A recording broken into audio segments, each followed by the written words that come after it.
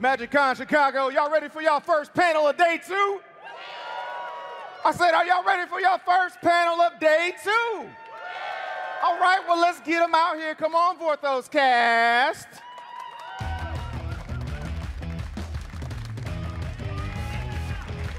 Hi.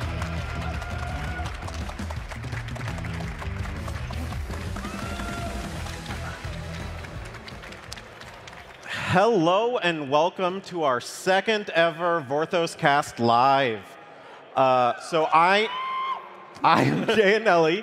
I am Magic's consulting lore master, creative text writer, and author of several art books now. I'm Lorelei Weissel-Labrizzi. I write all the VO for MTG Arena. I also do creative text for various Magic sets, including the upcoming Outlaws of Thunder Junction. I'm Chris Delano. I'm the editor of the podcast, wanted on 16 different planes for crimes I cannot mention on stage, and a known apologist for Nicol Bolas who has never done anything wrong in his entire existence. Thank you. I'm Brian Dawes. I'm the spikiest member of the Vorthos Cast, Selesnyan Guildmage, and resident elf apologist. I'm Carrie. I'm a story cataloger for MTGlore.com, and just looking...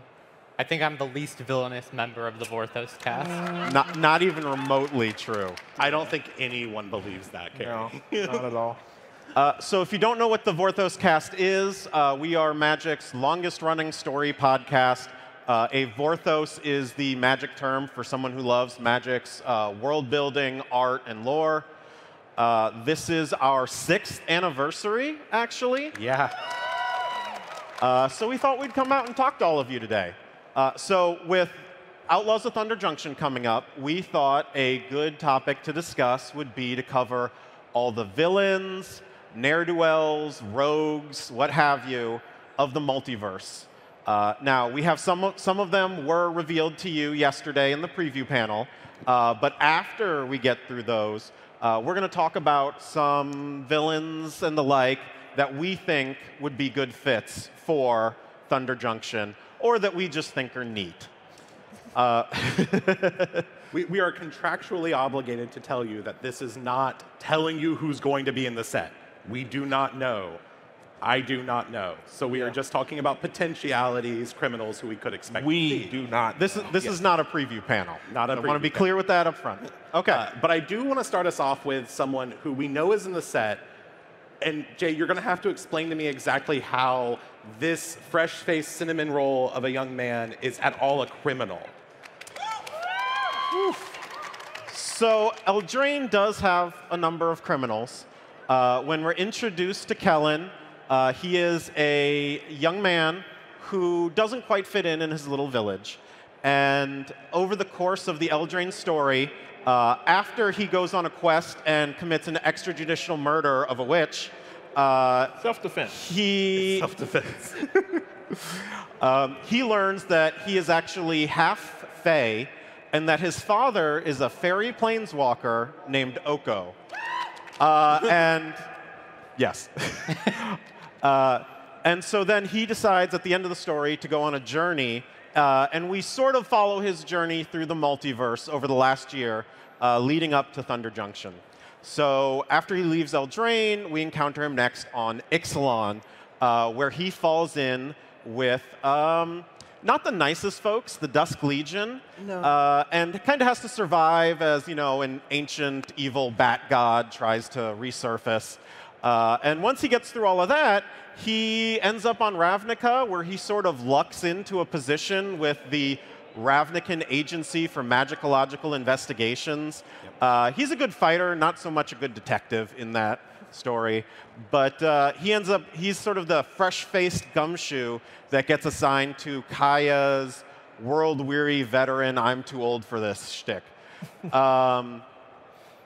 So now we know that we're also going to meet Kellen on Thunder Junction.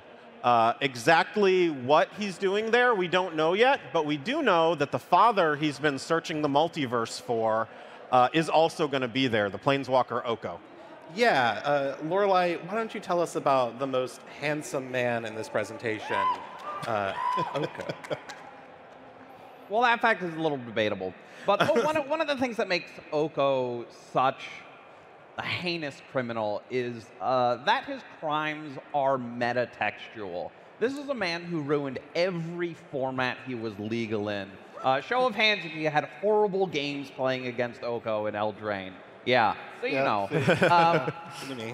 Oko is from an unknown plane. Like we said, he's a Fae. He's also a shapeshifter and can use his Fae magic to kind of influence other people's minds, to play along with his nefarious little schemes. He's a guy who really hates establishment, who is always looking to find a way around the rules and just cause mayhem for everyone until he gets his way.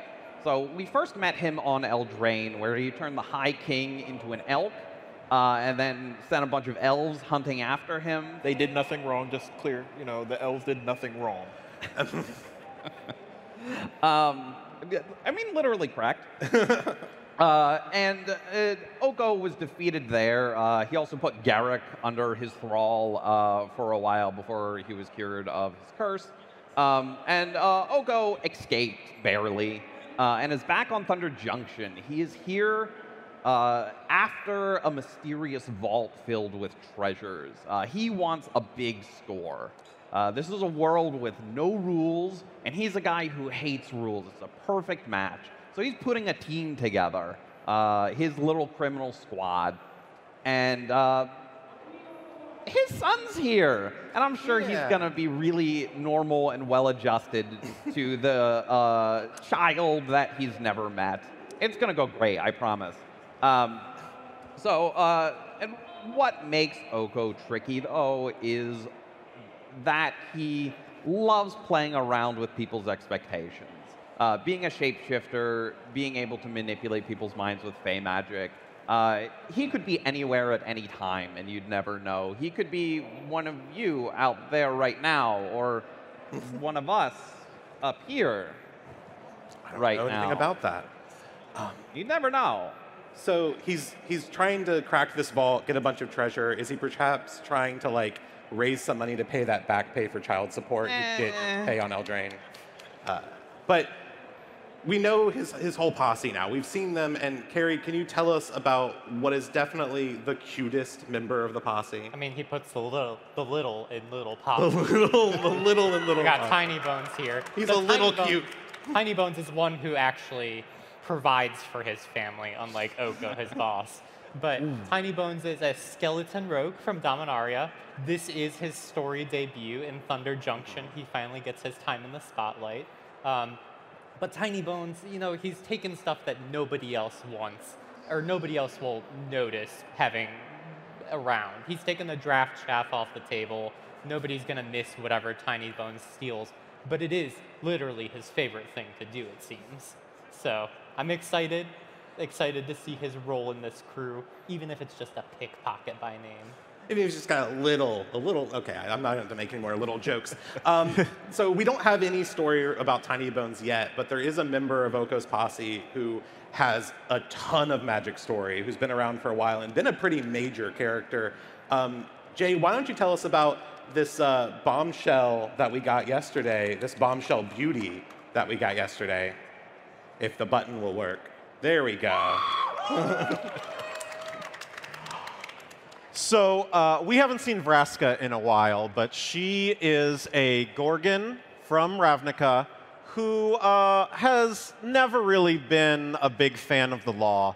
When she was younger, she was unjustly rounded up in a Azorius sweep to get out all those Golgari that they didn't like in some place or another, shoved in an overcrowded prison, and then when the inevitable prison riots happened, she was used by her fellow prisoners as a weapon, and her spark ignited during that whole event. So she already starts off not a big fan of the law. When we meet her again, she has become an assassin for the Okran, the Golgari Order of Assassins, which, you know, if you have the right paperwork, it's legal on Ravnica. But when we first meet her, she has sort of killed a bunch of people with names that sound weirdly like planes in order to get Jace Balearin's attention. And good flirting. I mean, yeah, maybe, Just yeah. flirting. Yeah. Who wouldn't want a whole bunch of homemade statues? But that didn't end up working out for her. But years later, she was hired by Nicol Bolas to commit some wanton acts of piracy, which is, also crimes. Where she became a mutineer on a pirate ship, took it over, met Jace Beleren there, and found the immortal son for Bolas. When she came back to Ravnica, as a thank you gift, she got the location of the Golgari Guildmaster and went and assassinated him so that she could take over in a coup. And then later on, during what was supposed to be a peace summit, she may or may not have, turned the Azorius Sphinx Asperia into a giant statue. It just, the feng shui of the room really needed it, I think. She might have had it coming. She did approve, the unjust roundup of her youth, yeah. So Vraska has committed a lot of crimes, but she's also been a hero, including trying to help stop the New Phyrexian invasion before it began, where she was unfortunately captured and turned by New Phyrexia, and then sent out to lead the conquest of Ravnica. And so after so much death and destruction, she is now persona non grata on Ravnica. We learned during Murders at Murders at Karlov Manor. Got him. That So close. I know, I fumbled that one. So we learned during the Murders at Karlov Manor that she's been stripped of her guildmaster position, and she's basically public enemy #1 on Ravnica, whether or not she was really in control of herself. She was presumed dead, but her body was missing, and now she's shown up on Thunder Junction and joined Oko's crew, of all things, for some reason that maybe a story will explain in the future? Does Magic have story? I think it does, Okay, yeah. well, we might get a story about it. But Oko's gang, his little posse is a little weird to me because she's not the only former or current guildmaster from Ravnica that's joined his group. So, Brian, can you explain to me why we might see Rastos on Thunder Junction? I mean, Rastos is important everywhere he goes. I mean, on Ravnica, he was the person conscripted into the guild pact to keep the other guilds in check, so that they need to pay attention, else they might run amok, like what happened in Dissension, even though that was technically just an HR issue. Lazota was manipulating him and caused him to cause chaos throughout the city. Not his fault, really. Realistically, just need a better HR person. And then in Murders at Karlov Manor, he was just snapping on the job, but that was mainly because of Judith manipulating him behind the scenes and keeping him asleep. Not really his fault. Again, HR issue. He just needs a better HR person in guild. I think that's his biggest problem right now. So you're telling me the giant chaos demon, founder of the eponymous Rakdos Guild of Ravnica, has never done anything wrong and is not a criminal? Pretty much. I guess you could say he was operating a taxi without a license when he was helping the Ravnican resistance to Nicol Bolas by lifting Gideon Jura up to help fight Bolas. That's small potatoes, though. That's being a hero, as some people would say. Well, I agree. I think he's probably got some unpaid parking tickets from sleeping so long. But they'll get waived. It's fine. This is the end of Oko's posse, but this is not the end of the confirmed characters for Outlaws of Thunder Junction. There's one that they didn't talk about yesterday, but was revealed in art, gosh, like a year ago almost now. And they revealed everything. That was incredible. The one that made me honestly the most excited for this set, and that is one of my favorite characters from one of my favorite planes of all time, Old Rutstein.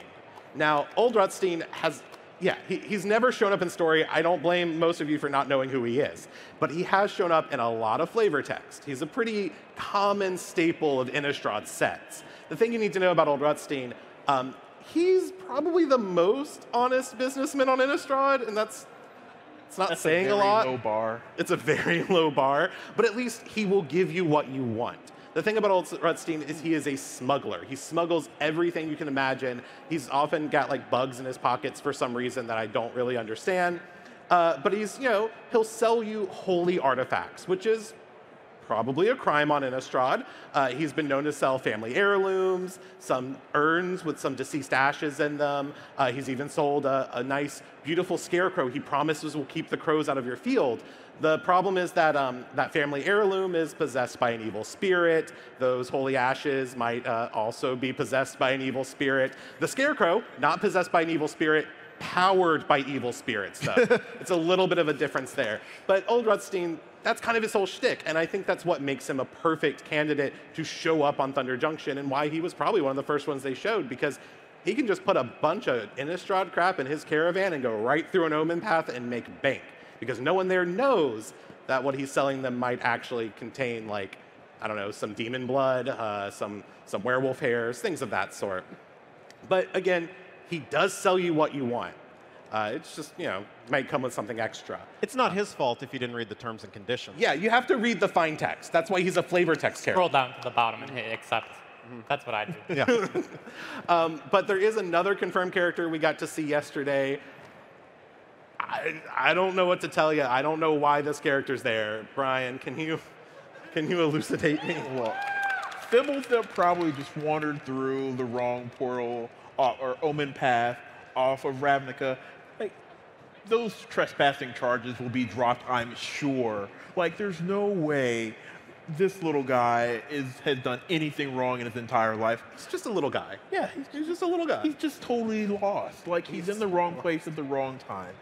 Like, him being on Thunder Junction is just pure coincidence, and he does not belong on this slideshow at all. He's just there to find his way home. It really is telling. It's with Omenpaths popping up, he had to slip through one of them eventually. So Exactly. we've got him on Thunder Junction for now. Who knows where he'll show up next? But that is the end of the confirmed characters for Outlaws of Thunder Junction. And now we've been thinking about this for a long time, which sort of characters we could expect to see on a plane where all the criminals and villains and ne'er-do-wells might show up. Now, none of these are confirmed. We can't say whether or not they are or not in the set, but they would be a perfect fit. And one of the characters who I think, okay, he makes a lot of sense, but you're going to have to explain to me, Lorelai, how a dead guy can show up on Thunder Junction. Well, he'd still be alive if somebody didn't kill him. I didn't kill him. Dak Faden, the greatest thief in the multiverse, obviously a criminal. You name a plane, Dak Faden stole some kind of artifact from it. He used his magical powers to see the past of that artifact's history, sold them, used them, got into a lot of trouble, got into a lot of really ugly fights. Dak is... There's almost nothing redeeming about him as a character. How dare you? How dare you? And one of the things that makes Dak such a great criminal is that he is in a very specific situation that potentially allows him to carry on his life of crime. You see, when Dak Faden was killed by the Eternals during War of the Spark, he died on Ravnica, a plane where the Orchov Syndicate used dead ghosts to extract value through debts. And Dak died indebted to the Orchov, which means it wouldn't be out of the question for his ghost to still be wandering around Ravnica. And all you need to do is find one Omenpath to a mysterious new world with a magical vault full of priceless treasures to get Mr. Grabby Hands over here to decide to skip out on his financial obligations, find some new little toys to sell, and continue his dastardly life of horrible crimes. How can you even like this guy, Jay? Honestly, this one was for fun, but before God and Mark Rosewater, I will see Dak Faden again. I love him so much. He's so bad at his job. It's amazing. I'd say, I should know, Greatest Thief in the Multiverse is a self-given title. He's actually very bad at it. His hand is red because he got caught on a plane and was like magically marked as a criminal. He was literally caught red-handed. Yeah, well, no, he was caught regular-handed and then it became red. But all the times he was caught afterwards, he was caught red-handed. Yeah, he's great. I do love Dak. I would love to see him again. Thunder Junction would be a really cool plane to see him on. Yeah. I think that there is, well, maybe not the best criminal, definitely the second best villain in all of Magic history. I think could wander his way over to Thunder Junction because, of course, if you're going to have a set full of villains, you can't really skip over Tezzeret.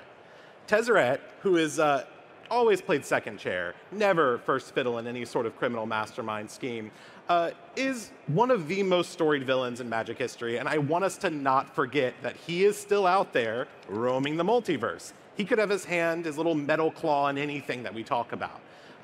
Tezzeret was introduced to us, for those of you who are unfamiliar, which is pretty shocking because he's been in the background of everything, on Alara, where he was maybe involved in a little scheme to topple the entire structure of the Shard of Esper. Just a little bit of a little ne'er-do-well there. But he did eventually get roped in with my favorite, Nicol Bolas, where he was put in charge of helping to run the Infinite Consortium, which is an interplanar criminal organization.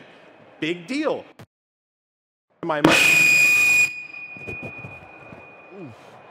Well, I just killed the microphones. Whoa. It's Tezzeret's revenge. It is Tezzeret's revenge. There you go. I think you're good. Am I back on? I don't know if I'm back on. All right, am I good? Tezzeret didn't like anything I was saying about him. Let's, sorry for that. But the thing about Tezzeret you do have to understand is he would do stuff like that when people talk to him. He was a very cruel, horrible leader of the Infinite Consortium and eventually took it from Nicol Bolas. Now imagine double-crossing an Elder Dragon who has laid waste to planes and other Elder Dragons throughout all of history. Didn't work out well for Tezzeret. He was eventually killed by some jerk named Jace Bellerin on a plane called Kamigawa. He died. Doesn't stop anyone in Magic story, though. We know that for a fact. Because Nicol Bolas just picked him up, put him back together, and he was off doing little crimes for him again. Those crimes included a lot of espionage, a lot of murders, a lot of thefts, a lot of specifically theft of the planar bridge from Rashmi over on Kaladesh. That did not turn out well for Ravnica. Caused a lot of problems over there. And then, of course, most well-known Tezzeret, he double-crossed, triple-crossed, quadruple-crossed. Basically, if he's ever worked for you, he has betrayed you at some point in time, specifically when it came to New Phyrexia, because Tezzeret decided he would get something from New Phyrexia without, really doing any work by just putting some praetors on other planes, moving people around, and eventually he would get a Darksteel body from them, but he did betray them and then betray people who were fighting against them, and then betrayed New Phyrexia again. So really, what I'm saying is never trust him. But he's been playing second fiddle for a long time. Maybe he will get his claw on something and be the major villain that we could see in the future. But everyone knows who Tezzeret is, and I'm sure everyone knows this next character. Carrie, why don't you tell us about the very famous Aaron the Relentless? Why wouldn't they know Aaron the Relentless? Everybody loves Homelands. Everybody loves Old Grotha. So Aaron is second place, fellow second place to Baron Sengir, ranking Immortals on Old Grotha. But what's important about Aaron is that he is immortal. However long ago Homelands was, I don't know, Jay, is irrelevant because Aaron just gets to live forever. And that was his reward for helping, as a common thief, helping a wizard way, way back in the day. He wisely used that immortality to take over a hold called Koskan Keep. And ever since then, that has been a kind of refuge for the thieves, the criminals, the outlaws of Old Grotha. They could all come there and work under him. The issue is, while he is kind, he does send supplies to the towns and villages that are under Baron Sengir's thumb.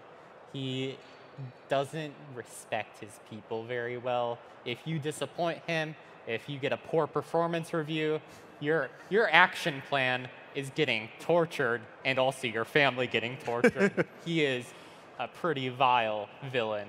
And the thing is, he can make it to Thunder Junction, and then he has no Baron Sengir hunting him. He has no other rivals to worry about. And if somebody shoots him with their little mage gun, that's fine, because he's immortal. Yeah. You know, he's not the only criminal ne'er-do-well on our list who has run a dungeon before. There is a character, Jay, you seem to have an affinity for this particular type of character. Why don't you tell us about Grenzo the Goblin? So we've moved on to our legitimate entrepreneur section of the presentation. So Grenzo was the dungeon keeper in one of the most corrupt cities of the multiverse, in Fiora. I mean, the set name itself is Conspiracy. So Grenzo participated in a little mercantilism having to do with his dungeon cells basically having revolving doors full of bribery and corruption, depending on, or traded favors, depending on what you could do for him. That was all well and good under Brago's rule back in the day. But when Marchesa took over, she was not happy. He got a poor performance review, and he instituted a goblin insurrection, where he got all of his goblin minions to just start a riot, start setting fire to everything they could see in the city. And then while they were doing all that, he helped another Fioran goblin named Taret murder some of his rivals who had wronged him in the past. So, you know, he definitely belongs on this list, and he's definitely someone who is probably looking for someplace else to lie low. I can only imagine after being a horribly corrupt member of law enforcement, you would want to get out of there once someone actually tries to, you know, hold you responsible for your job. Speaking of horribly corrupt members of law enforcement, though, there is a very famous one that we should talk about, Lorelai. Who is this jerk? So Darren Baral is a member of law enforcement on the plane of Kaladesh in the inventor city of Girapur. Now, he has been officially pardoned for all his past crimes by the consulate, but the people of Kaladesh don't forget, and neither should we. Baral is the mage-hating mage.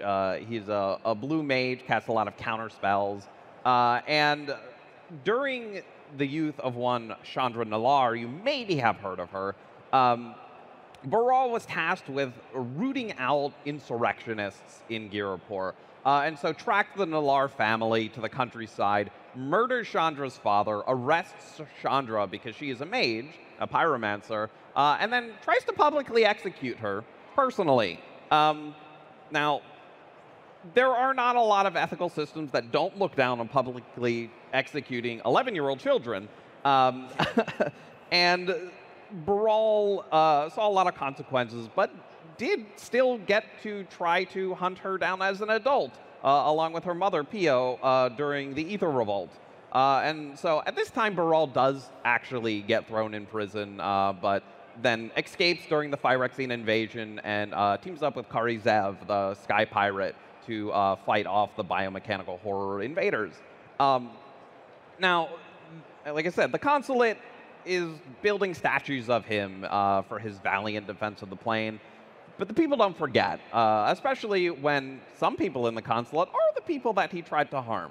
And so if Baral knows what's good for him, he'll try to get out of Girapur as soon as possible. And Omenpath to Thunder Junction would bring him to a plane with no laws on it, where he could start to assert some of his old fanatical tyranny over the newcomers there. He'd be the perfect fit. The Crooked Lawman is a really common Western trope. He'd fit right in Thunder Junction, and if I wouldn't be surprised to see him. No. He'd get along great with probably Grenzo also, and they could be best buds. I do think he's not the only villain slash, I wouldn't really call them a villain, a criminal from Kaladesh we might see in Thunder Junction. Brian, why don't you tell us a little bit about this one?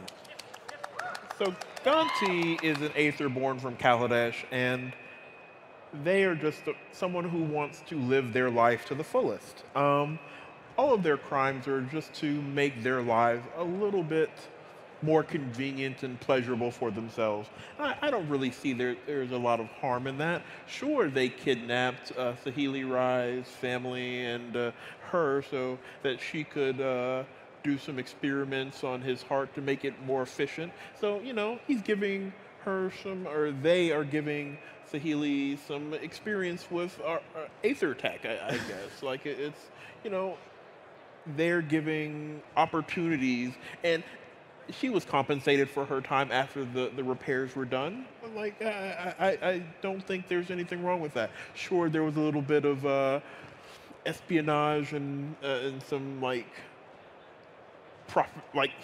they are involved in a lot of different things. They've got their hands, they're very well connected. But I don't think that they are the worst type of person like Baral. Baral is so much worse than Ganti. I don't deny that, but I think kidnapping someone and her entire family and then also sucking the life force out of people might be a little bad. Again, they have very limited life. Like, their life expectancy is very low. All right. And so they're just trying to prolong their own life. And so what? Someone else got a little bit hurt off of that. You know, it's just, it's small things. Small things, I'm sure. Running the entire night market, probably fine. Yeah. But speaking of people who run criminal enterprises, another, I'm sure, character we all are very familiar with, Carrie, why don't you tell us about, sorry, I'm trying to remember. Ghafa Hazid? Ghafa Hazid? Who is that? Are you guys are joking with me. You gotta know Ghafa, right? Ghafa was one of Bolas's original minions on the plane of Alara, instrumental to helping him on the plane of Bant. But Ghafa fits the snake oil salesman archetype that we would be going for. He sold fake sigils on Bant. He sold stolen merchandise and was doing this all while moving from town to town, murdering crossing guards, murdering border patrols, basically. So if he can get away with this on the idyllic plane of Bant, kind of rife with law enforcement, then, I mean, he kind of has an easier time moving to less green pastures in Thunder Junction. But what Ghafa did exactly, the murder, the stealing, the literal destruction of a castle in order to feed mana into Bolas's master plan on Alara, like, it's small potatoes. Maybe he buddies up with old Rutstein. He can have a nice time doing a dual caravan going around selling stolen goods. I'm sure they would be a wonderful team if either of them survived each other. But I think the thing about Ghafa Hazid, yes, murder, destruction of property, criminal smuggling, it can all be forgiven because he was helping Nicol Bolas. So I think maybe some pardons are available there. But speaking of running criminal enterprises, again, there is a character who, well, I'll talk about that. Satoru Umezawa is the leader of the Hyozen Reckoners on Kamigawa. He's been around for a while, but more importantly, he's borrowing from the history of the Hyozen Reckoners. The Hyozen Reckoners are one of the largest gangs of Reckoners on the plane. They've been around for thousands of years. They were originally led by someone named Toshiro Umezawa. But Satoru himself has overseen quite a bit of crime on the plane. He's done plenty of theft, assassinations. They have been doing on Kamigawa anything dastardly you could imagine can be traced back to the Hyozen Reckoners. They have fought with Imperial guards on many occasions and killed a few of them.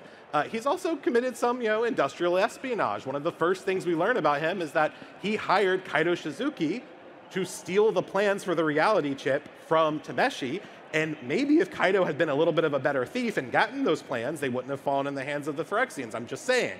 But regardless of that, I think that he would probably find himself right at home on Thunder Junction because the Hyozen Reckoners have got to expand. They've got places to go. They've got room to sort of maybe get a few agents onto the plane and then spread it around. But the most dastardly thing he's done, and I do have to say this, there's two things. One, he's been associating with goblins, and we cannot have that. Last time we saw him, he was working around with Goro Goro, and I'm sorry, but they're just, you can't, Jay. You can't be associating with goblins. It never turns out right. So maybe he's, caused a few problems and he needs to go run off plane for a little while to shake those associations. But most dastardly, and the thing I just want to remind everyone, the Hyozen Reckoner's tattoo without a license. And as someone with a lot of tattoos, you should not be getting tattooed by an unlicensed professional. You can get an infection, it can come out really awful and bleed terribly. With the Hyozen Reckoners, it might kill you if you ever betray them. So make sure when you're getting tattooed, they are licensed and not going to give you a killing tattoo. It's very important to make sure you check that out. Overall, it's just a big public health code violation, I feel like. Yes, I would say definitely public health code violation, the top of the criminal activity of the Hyozen Reckoners. It's the most important one to me. It is. But there's another character moving way off plane, just like Toshiro Umezawa, who, by the way, later sired a whole clan of Umezawas on Dominaria who betrayed Nicol Bolas, so watch out, Satoru. Why don't we go and talk about Kvec? So let's rewind the clock all the way back to 1997, where Kvec the Merciless was Magic's biggest, scariest villain. So this was during the Mirage block, where we're introduced to what was then the country of Zhalfir, and the planeswalker Teferi, who is from there, was conducting some time experiments on his island and phased it out of existence. When he did this, it drew the attention of 3 really powerful wizards to Zhalfir in that section of Jamura, the continent. So when that happened, the 3 wizards had sort of an uneasy truth with each other. One was Mangara, who was known as a peacekeeper. The other was Jolrael, who was a native Zhalfiran wizard who had kind of given up on people and moved out into the wilderness. And the last was Kvec from the Burning Isles, which is the not-so-nice section of Dominaria. He was a pyromancer and necromancer and had an army of all sorts of awful things under his command. And so he may have convinced Jolrael that Mangara was trying to take over after Mangara had brought a peace to a civil war there, and trapped Mangara in something called the Amber Prison. So once he did that, he launched a full-scale invasion, almost conquered the whole place, until Teferi's island phased back in and was able to save the day. Teferi eliminated his fleet. Jolrael helped free Mangara, along with heroes you might have heard of, Sisay of the Weatherlight. And then together, they stopped Kvec and imprisoned him in the Amber Prison.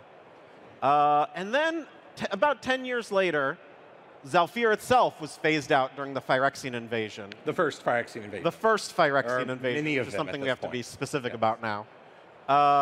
And during March of the Machines, the Zhalfir was phased back in and took the place of the physical space of New Phyrexia. It became its own plane. But what we learn in one of the stories is that during all this confusion, Kvec escapes and probably wants to get himself a little bit of a distance between all these people who probably aren't too happy about him being around or being free. Yeah, he can't exactly run back to Urborg now that Zhalfir is not part of Dominaria anymore. So he's got to Omenpath. He can Omenpath, and I think Thunder Junction would be a great fit for someone like him. A lot of untapped resources, and I'm sure there will be plenty of dead bodies and fire once Rakdos is done for him to use. But Brian, I need you to explain something to me. So Rakdos just has an HR problem. Mm-hmm. Fibble is just a little guy who got lost. Yeah. Yeah, no problems there. And as we apparently discussed, Ganti, they're just, having a good time. They're not Living their life. Are you going to try and defend this next criminal? Because I don't know if you can. Absolutely not. Krenko belongs in jail. They need to throw away the keys and, cement the stairs down to his cell. Just war criminal. Allegedly. Admittedly, he admitted to that council when Rutstein was losing their minds that he did everything that she accused him of. No, there was no denial at all. He deserves to be arrested, and thank goodness Aurelia is. And I hope he does not find his way through an Omenpath out of that prison cell because he belongs there. But what did he do, Brian? He did so many things. So you call murder of the Shatter Game brother, attempted murder of Gideon Jura, just with a cursed dagger. He's invulnerable. Well, what do you think it was due? He still tried it, though. It's still attempted. Still a crime. Murder. Like war profiteering. He stole from people during the Phyrexian invasion and then tried to upsell those things to other people or to the same people he stole the materials from while they were trying to survive this invasion. What kind of good-minded person does that? Legitimate businessman, my foot, Jay. Okay. Jay, I'm sorry, you're a known goblin liker. I'm sorry, but also you're a known goblin liker. Could you defend Krenko at all? Because this is pretty serious. So what I'm hearing is that this upstanding pillar of his community assembled a citizens brigade to look out for more dastardly elements of Ravnica, and also, during a time of extreme strife, put himself, not himself, put other people in harm's way, bodily harm, to get much-needed supplies, and equitably redistribute them to the population for a minor fee. So what I'm hearing is there's also OSHA violations that I missed because he put his workers in places of danger to get these supplies, these ill-gotten gains, as it were.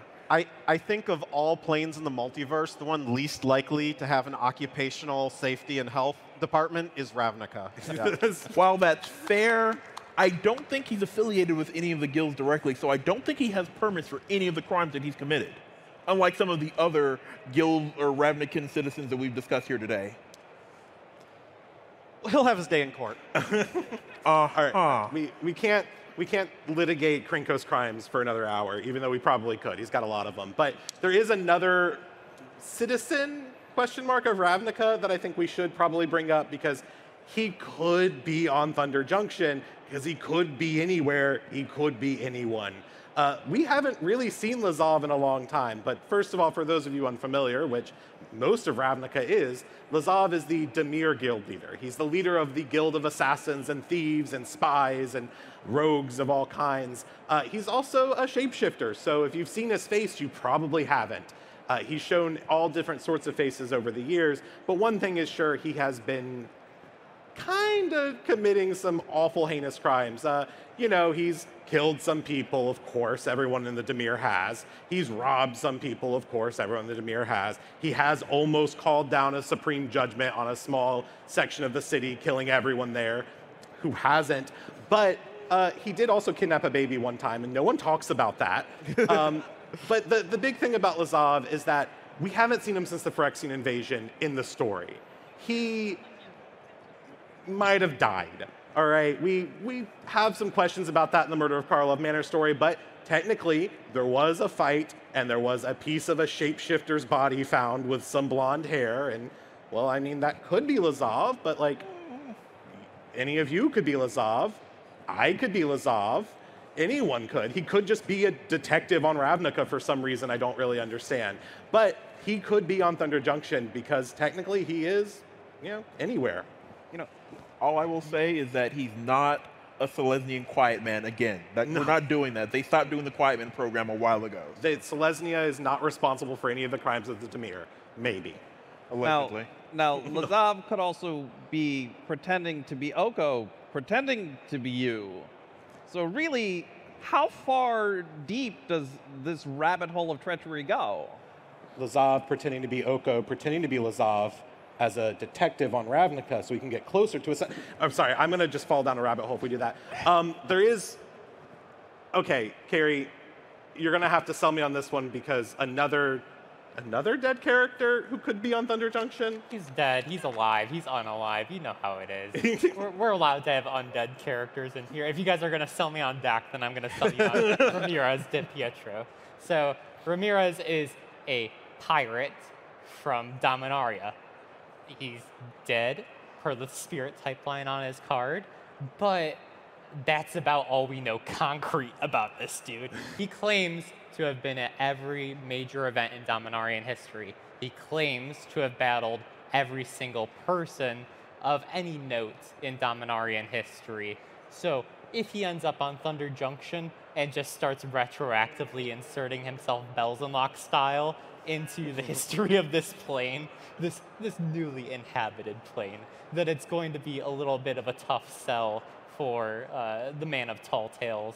But like, who knows? Maybe he could have actually been at all those places and fought all those people. But it just seems like a really, really thick stack of lies happening here. Well, I mean, I'm sure everything he's told her, his mother is very proud of him. But that's basically all we know. Look, maybe he was actually there. Maybe he might have just not been as important as he makes himself. You know, every lie, the better the lie is, like, you generally have a little bit of truth in a lie. So maybe he was actually there and he saw it and he's just taking credit.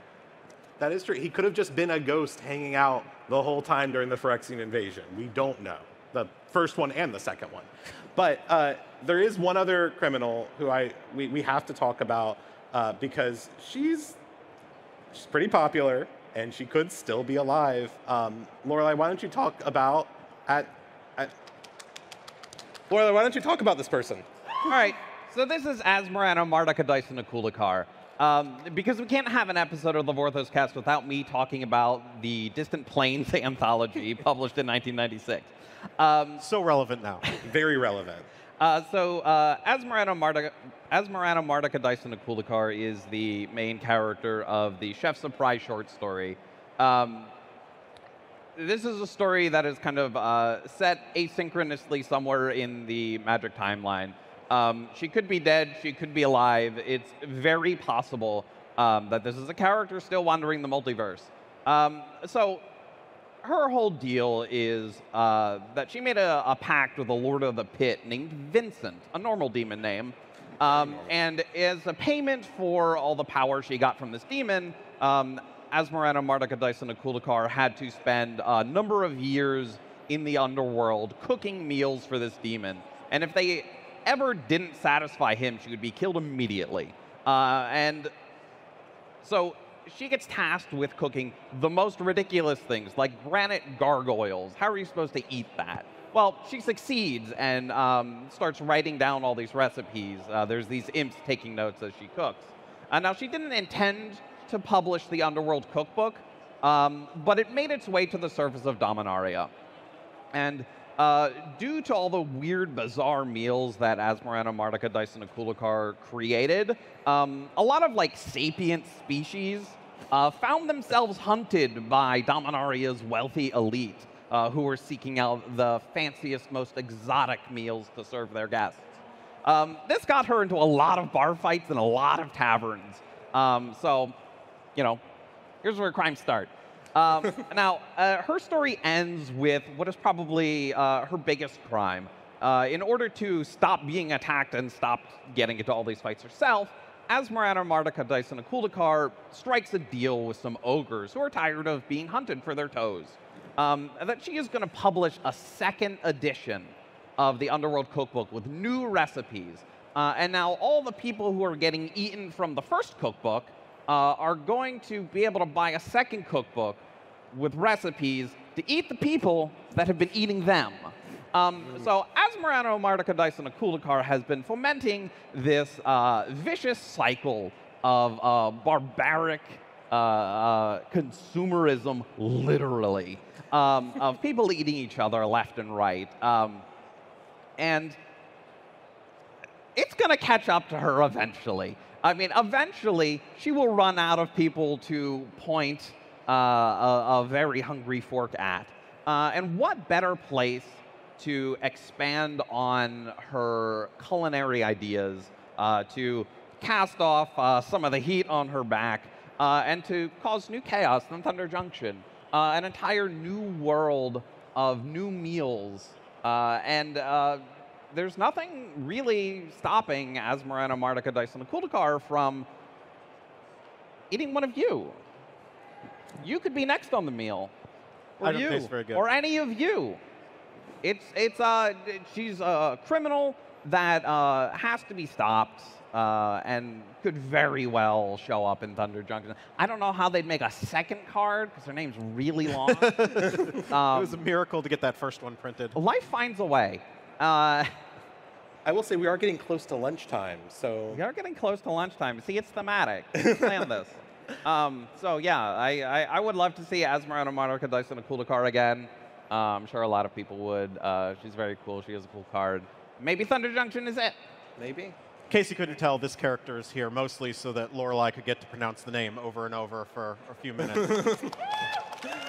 So those are all the characters we have to talk about today. If you like Magic lore, if you want to hear more background on things, as we get closer to Thunder Junction, we're going to do episodes on every legend you might see there, or at least have episodes on all the legends, not a specific episode for every legend.